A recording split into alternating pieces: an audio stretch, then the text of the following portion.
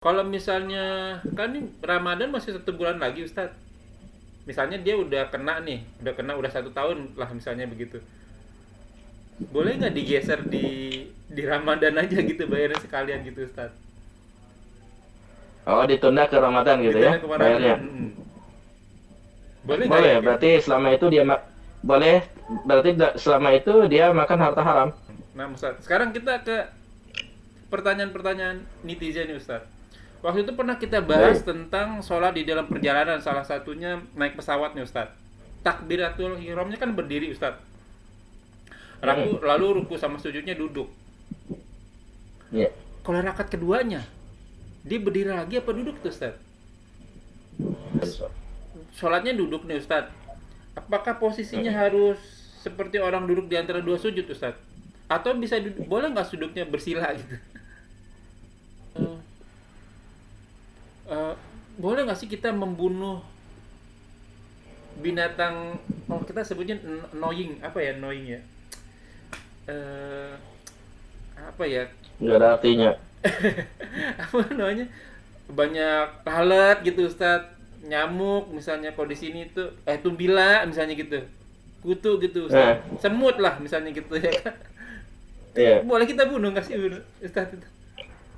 Walladzi ja'ala lakum ma fil ardi jami'a, kan dialah Allah yang telah menjadikan buat kalian apa yang ada di bumi itu untuk buat kalian semuanya. Jadi kita yang ngatur pada waktu itu. Hmm, لا إله إلا الله محمد رسول الله.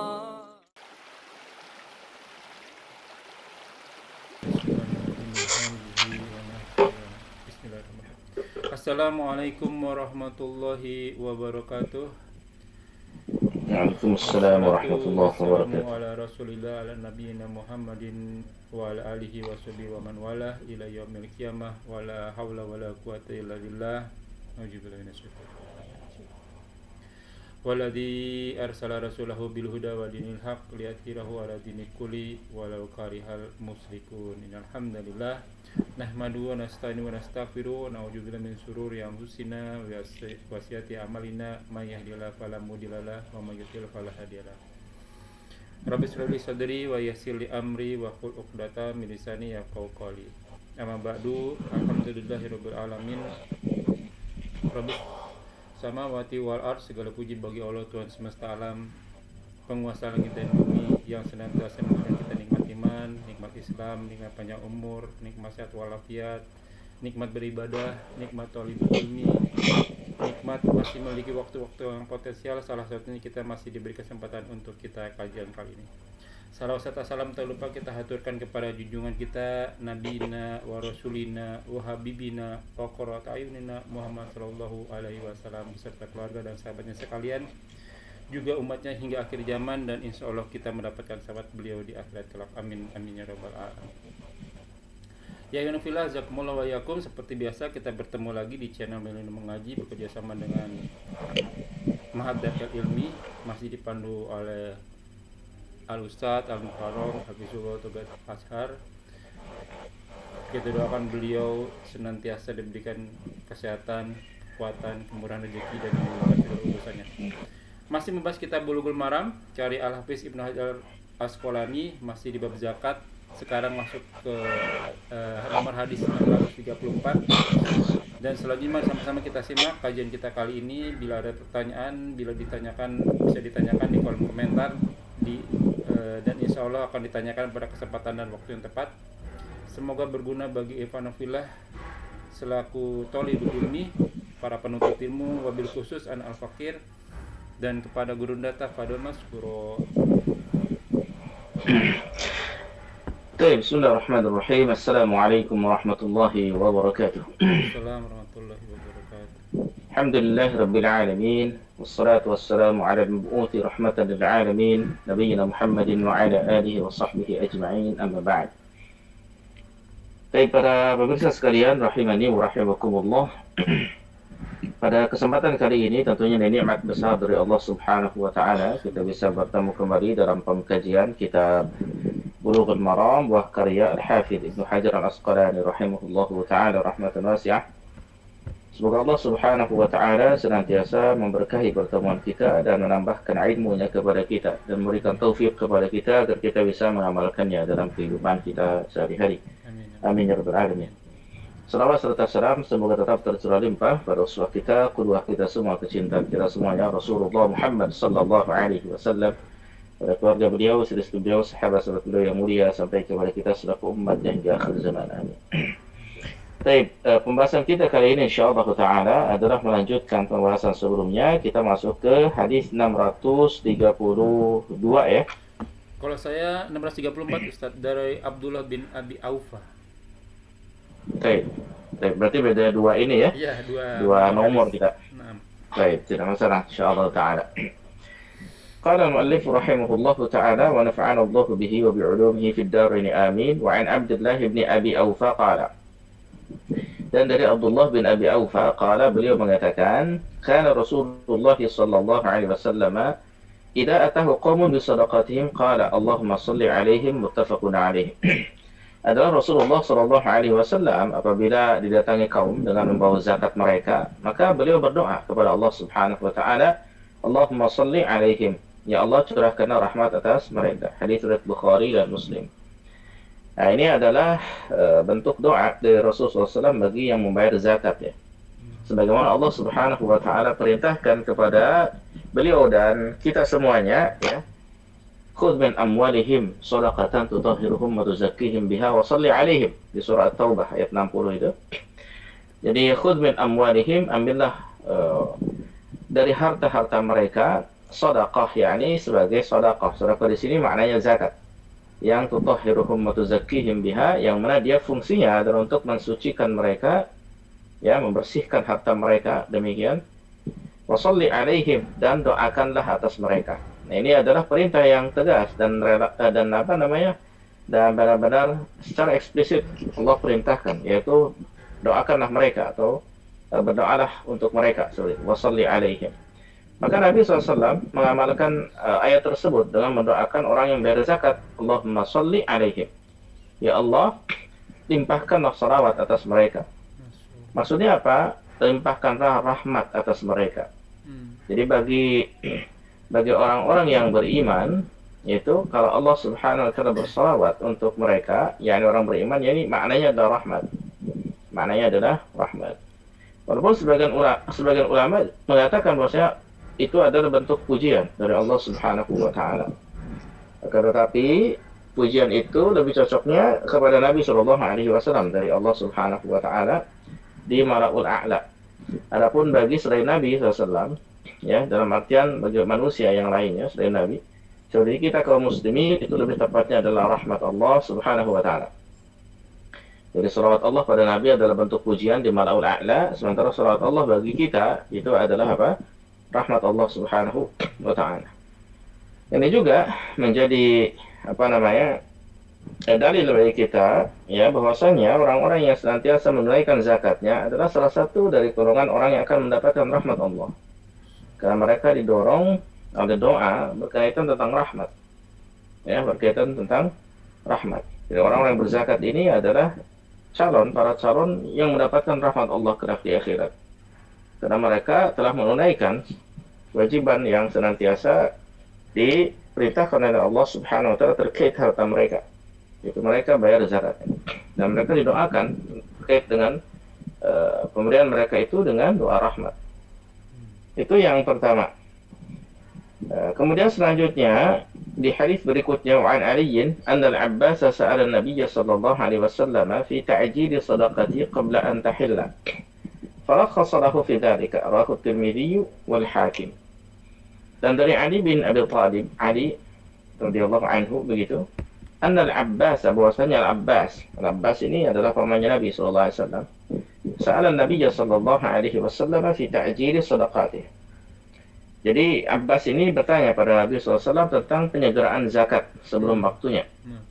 Ya, qabla an tahilla, sebelum waktunya. Farakhasa lahu fi dzalik, maka beliau memperbolehkannya tentang hal tersebut itu. Ya. Ini menunjukkan akan diperbolehkannya mengeluarkan zakat sebelum sampai waktunya, sebagaimana yang pernah kita bahas di pertemuan-pertemuan sebelumnya. Jadi kalau misalkan memang diperlukan, misalkan harta tersebut itu memang berlebih, banyak sekali, dan kemungkinan besar tahun depannya juga akan mendapatkan hal yang sama, dan mungkin akan tersimpan juga dengan sejumlah yang sama atau bahkan mungkin lebih seperti itu, maka boleh untuk disegerakan untuk tahun depannya itu dibayar di tahun ini seperti itu. Atau misalkan yang seharusnya itu misalkan nanti 6 bulan lagi baru bayar zakat, tapi karena dibutuhkan sekali untuk segera ya dibayarkan zakat, maka boleh disegerakan membayar zakatnya, dan itu bagian dari rukhsah. Jadi sebelum masa 1 haul lewat itu diberikan rukhsah atau keringanan karena kebutuhan.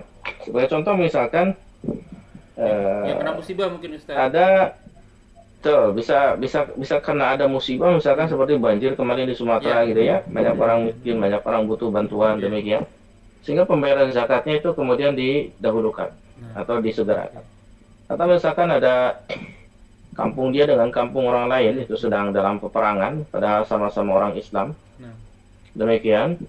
Nah, untuk untuk membujuk ya supaya mereka damai, dia itu harus harus mengeluarkan duit yang banyak dari harta zakatnya ya untuk melerai mereka, sampai dia itu bagaimana?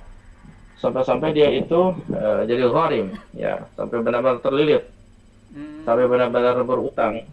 Ya misalkan dia orang kaya ya, untuk mendamaikan dua kaumnya itu dia bayar per kepala 2 juta misalnya. Ya. Satu kampung 1.000 orang, kemudian kampung berikutnya 1.000 orang, 1.000 tambah 1.000 2.000 dikalikan 2 juta misalkan sudah 2 miliar ya.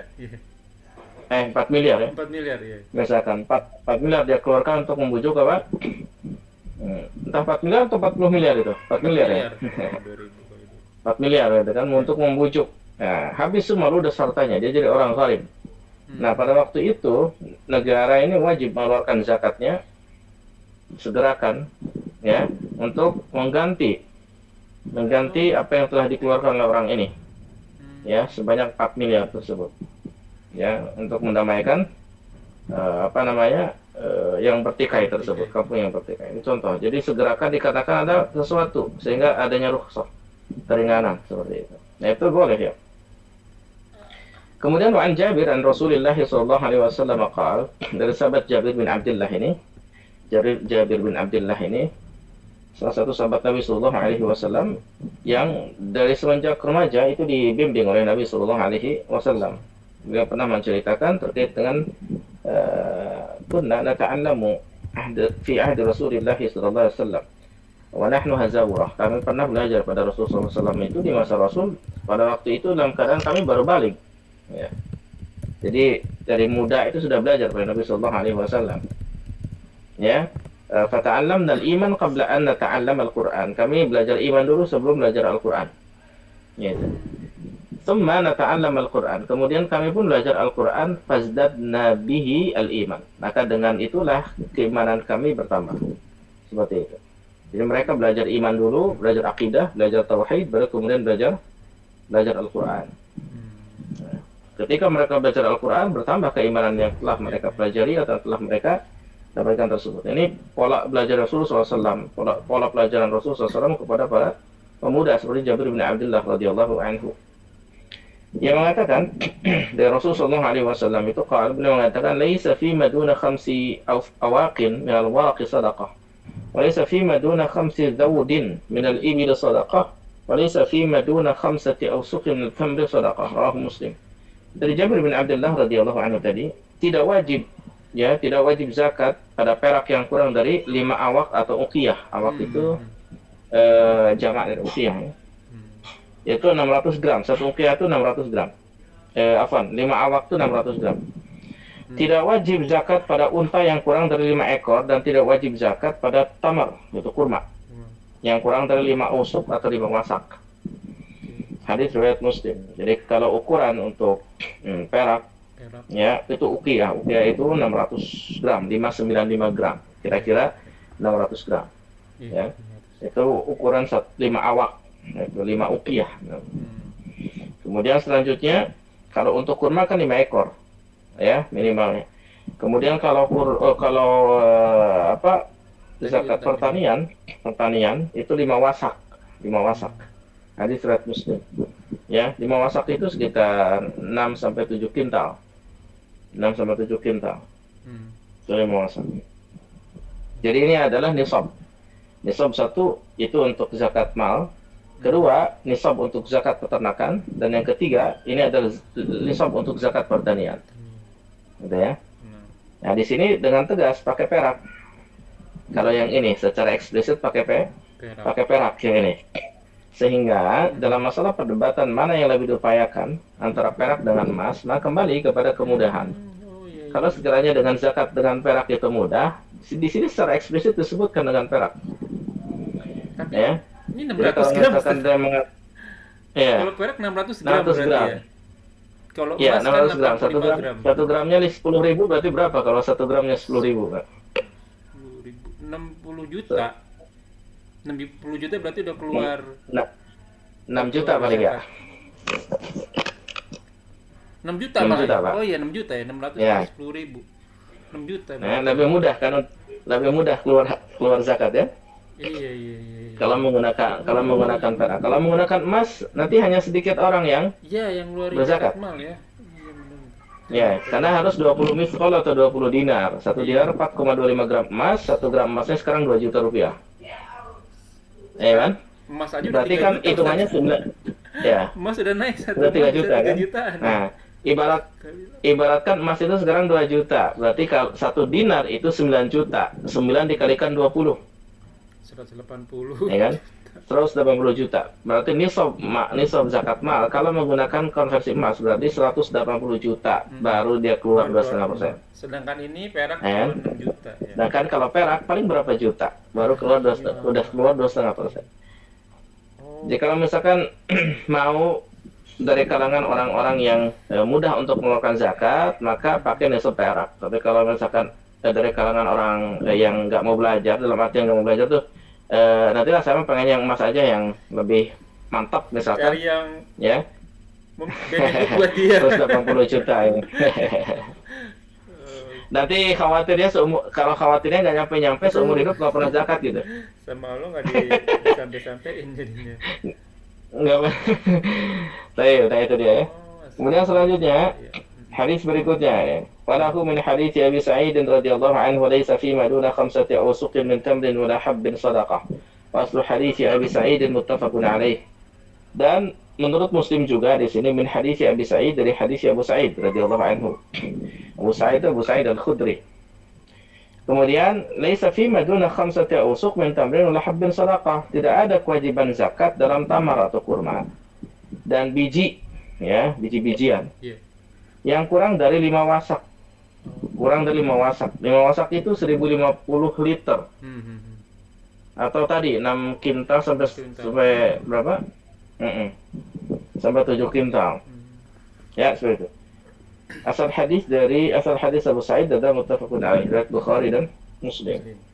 Ya kalau misalkan, dan itu si yomi hasadih di hari panen ya. Jadi ketika panen ditimbang itu lebih dari 6 kintal, bahkan itu 7 kintal lah paling tidak.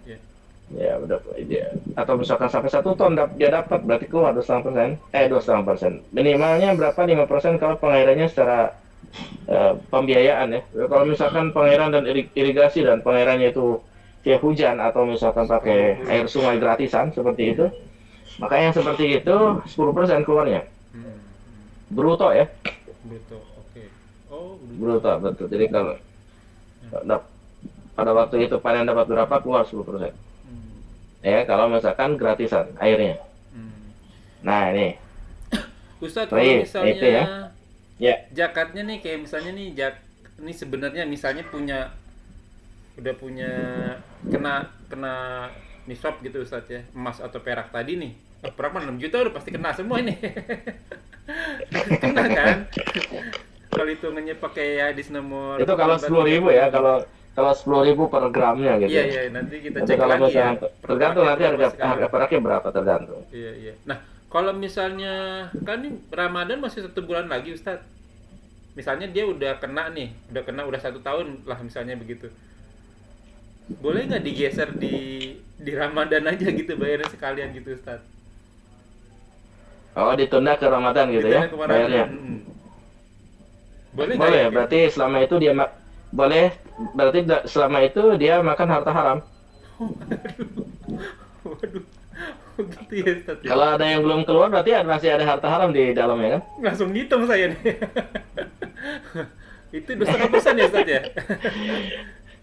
Karena ada hak orang lain di sana kan. Jadi kalau misalkan kita menunda waktu bayar zakat, berarti ada hak orang lain yang masih tersimpan di harta kita. Kalau misalkan ada hak orang lain, kalau kemakan, itu merusak atau tidak? Merusak.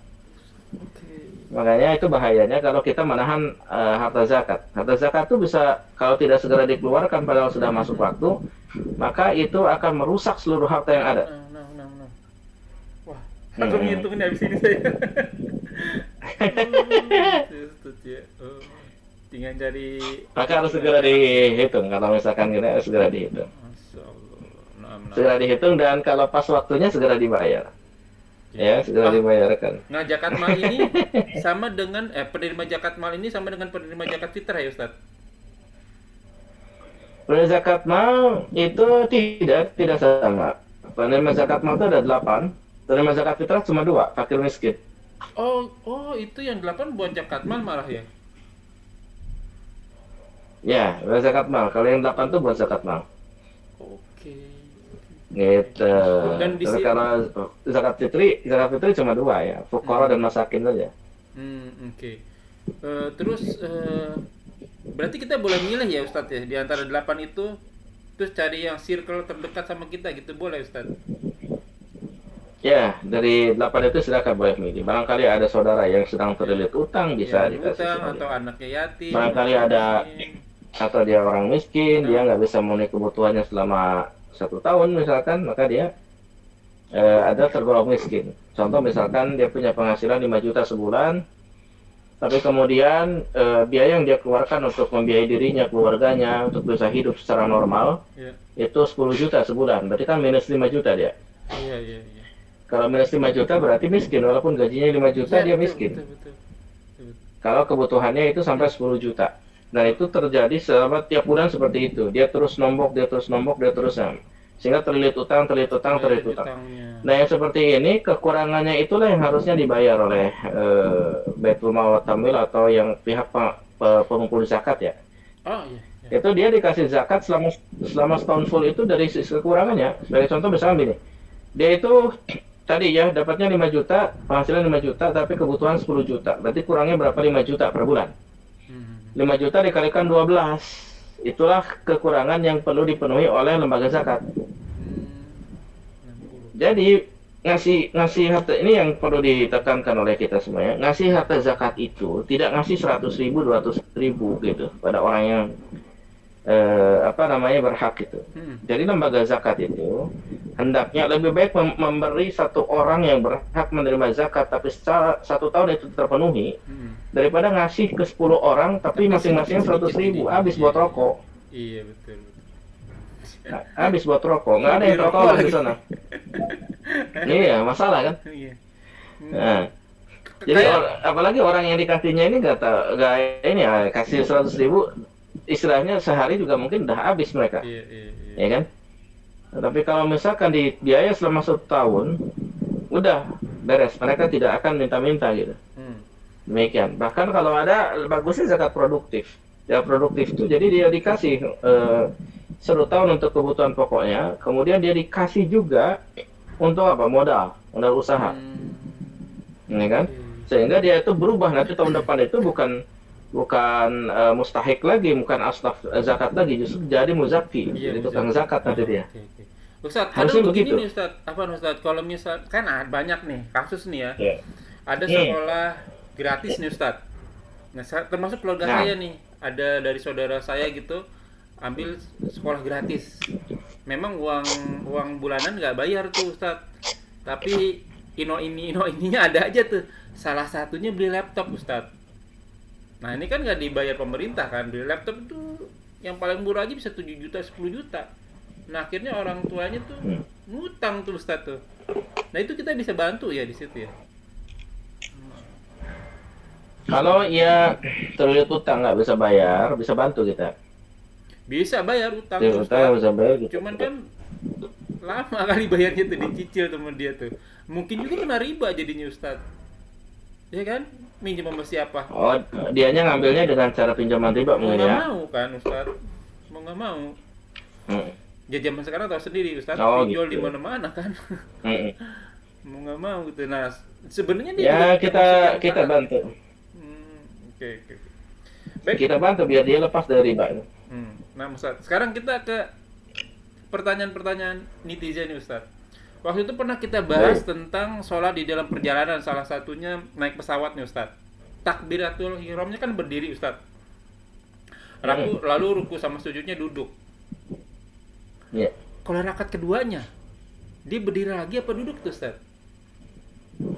Berdiri lagi. Oh, berdiri lagi ya. Oh, jadi setiap yang berdiri dia berdiri ya. Berarti ya rakaat kedua berikutnya sama itidal.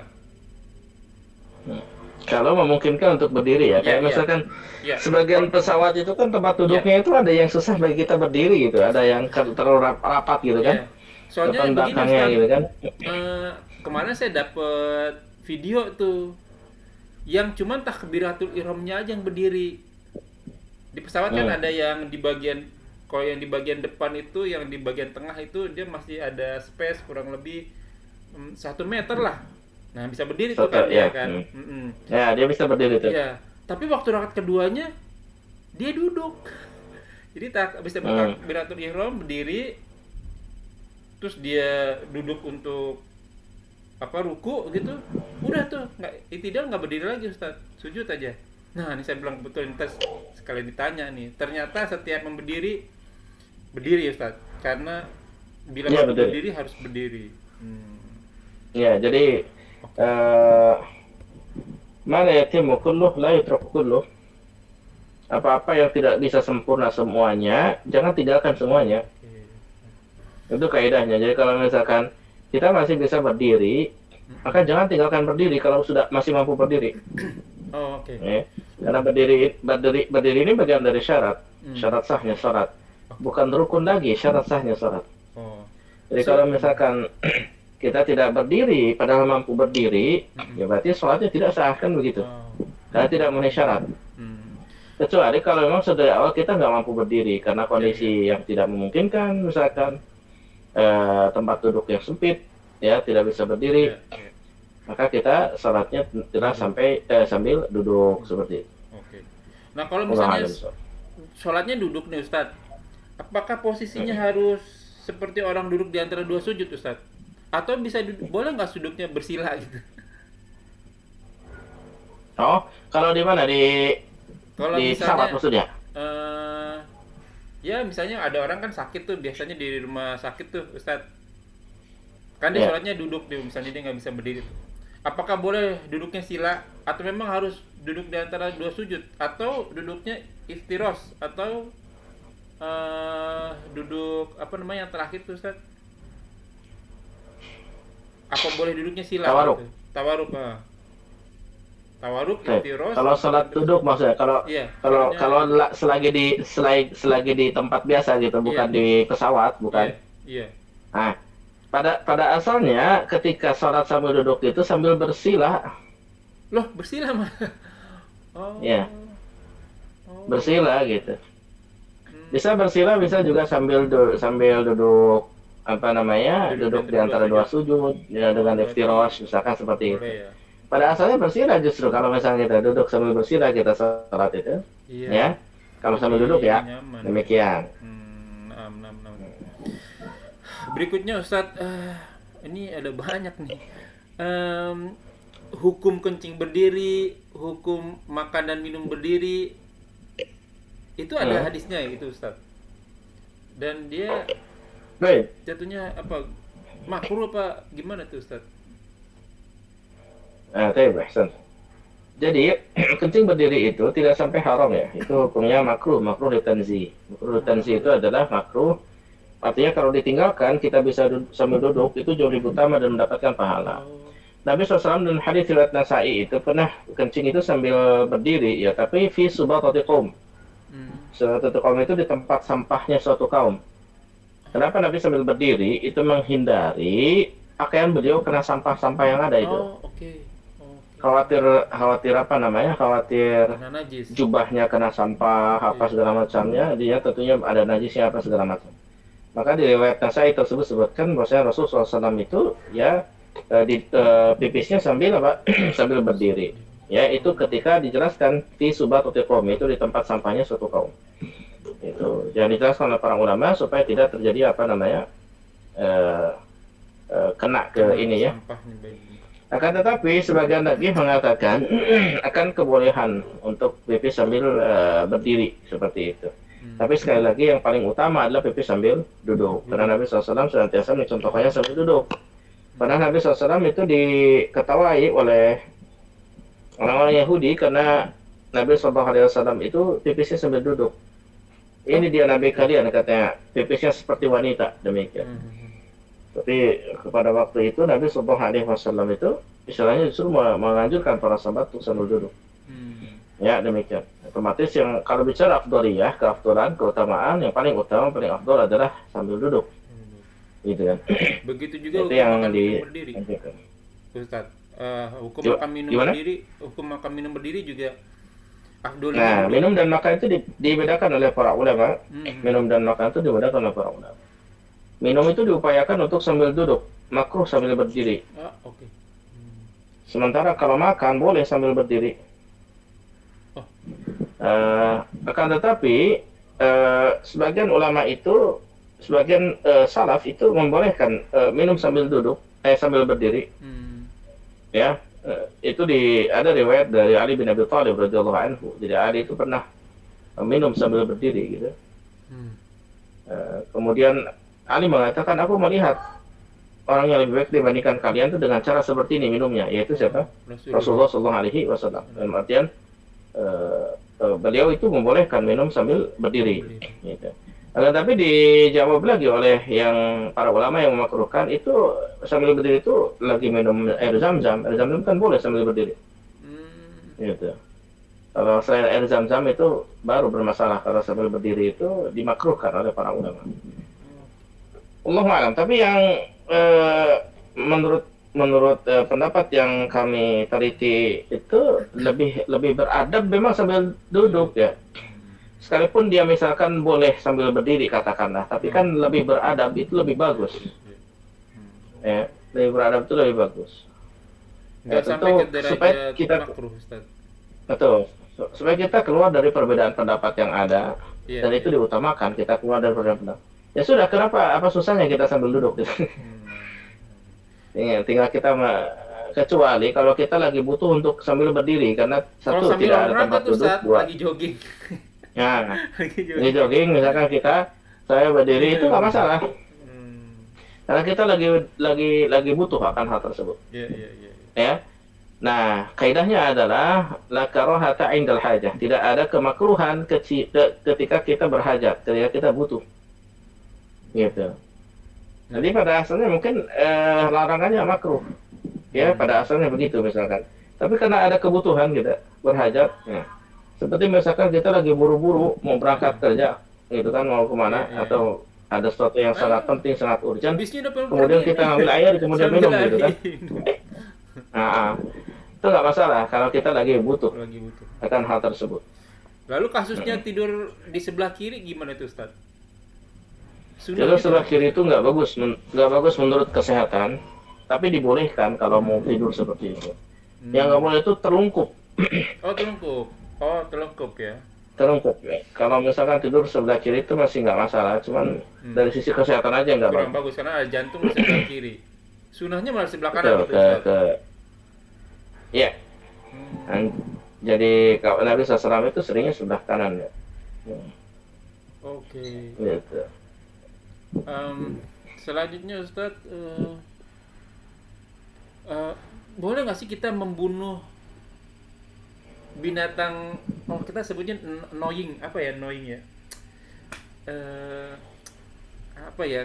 Nggak ada artinya. Apa namanya? Banyak lalat gitu Ustadz, nyamuk misalnya kalau di sini itu, tumbila misalnya gitu, kutu gitu Ustadz, semut lah misalnya gitu ya kan? Iya. Boleh kita bunuh nggak sih Ustadz itu? Boleh, itu yang mengganggu soalnya. Mengganggu kita. Tapi kan yang Kecuali bagus. laba-laba. Iya. Laba-laba ini tinggal kita usir aja, jangan dibunuh. Hmm. Kemudian selanjutnya apa? Itu tuh yang loncat-loncat katak, jangan sampai dibunuh, kita usir aja. Kalau Oh. misalkan semutnya semut Sulaimaniyah yang jangan dibunuh. Semut yang gede-gede itu, Oke. ya, Cuman gigitnya kan itu sakit yang itu, jangan Ustaz. dibunuh. Karena semut kecil itu semut kecil baru dia ini. Semut yang gede-gede itu tinggal disapu aja udah, Disapu ya, diusir aja. mungkin disapu boleh. Kalau semut yang kecil-kecil udah matiin nggak apa-apa kalau semut yang kecil-kecil itu. Kalau di sini kan suka Ya. ada binatang apa ya Ustadz ya nih? Kadang saya nggak tega gitu ya. Cuman kan jahil aja nih di wastafel ada nih.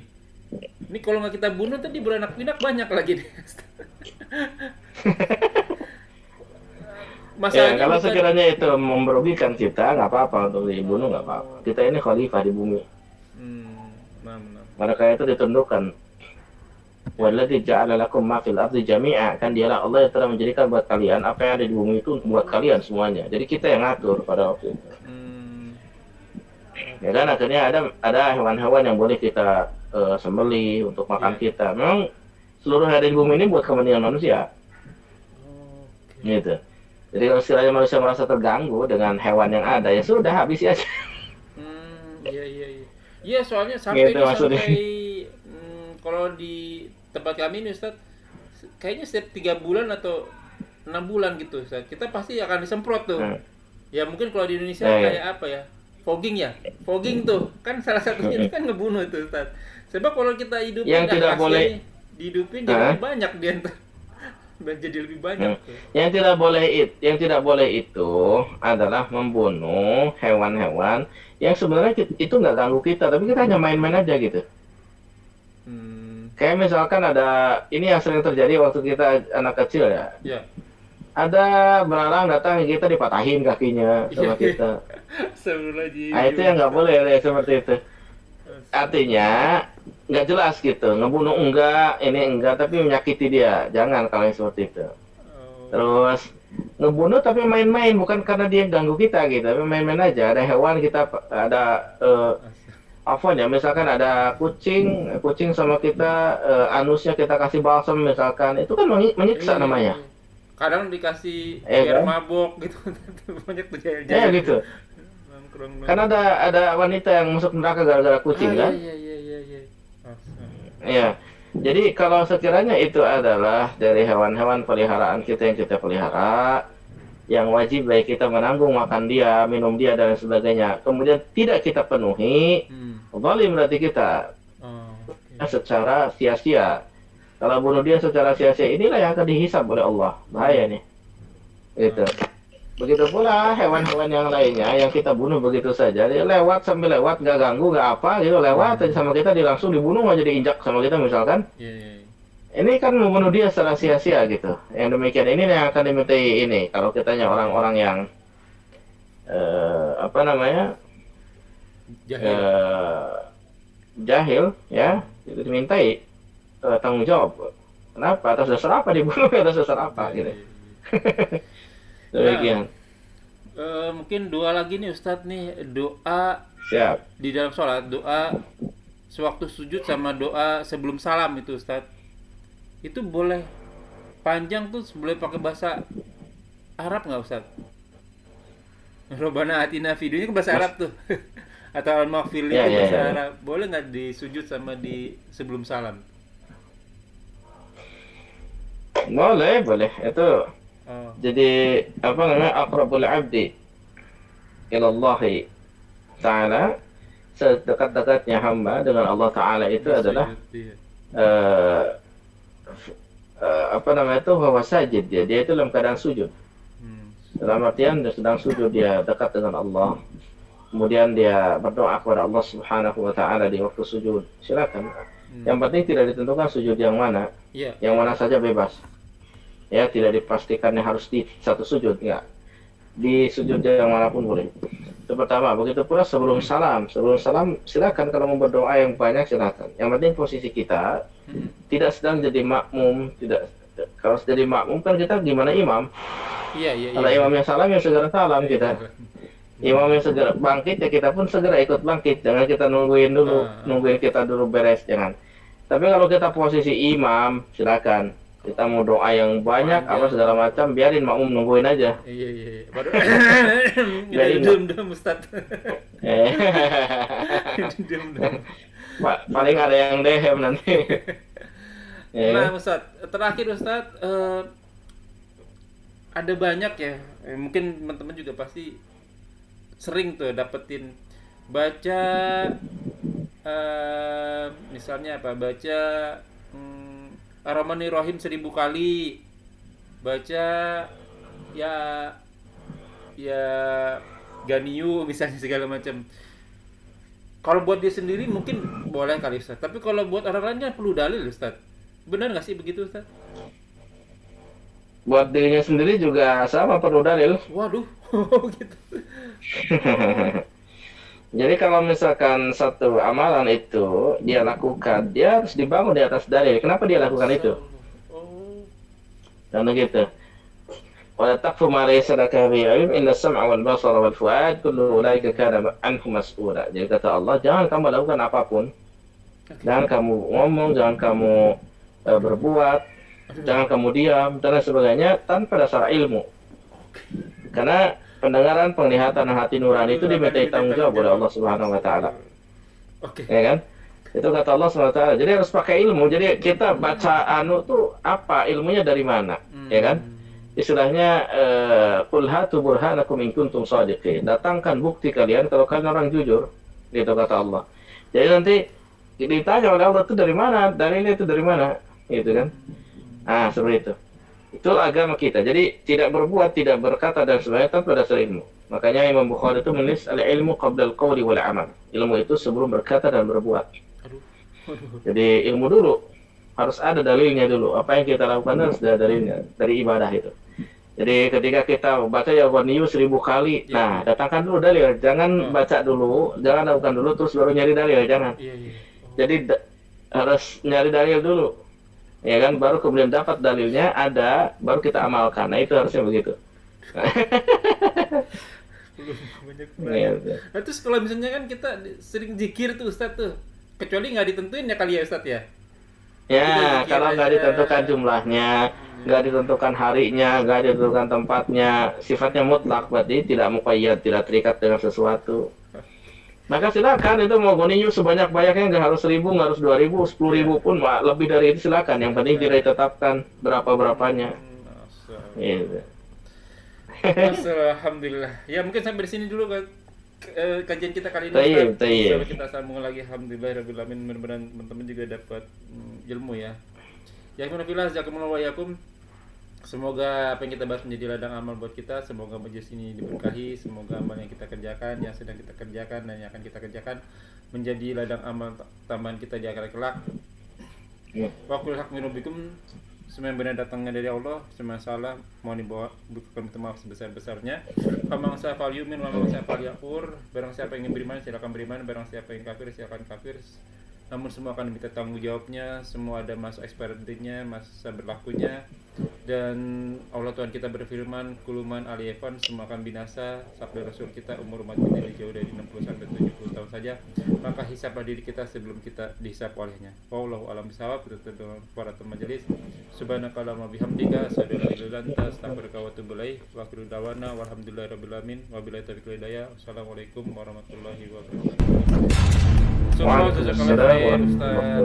Nanti berkabar. La ilaha illallah Muhammadun Rasulullah.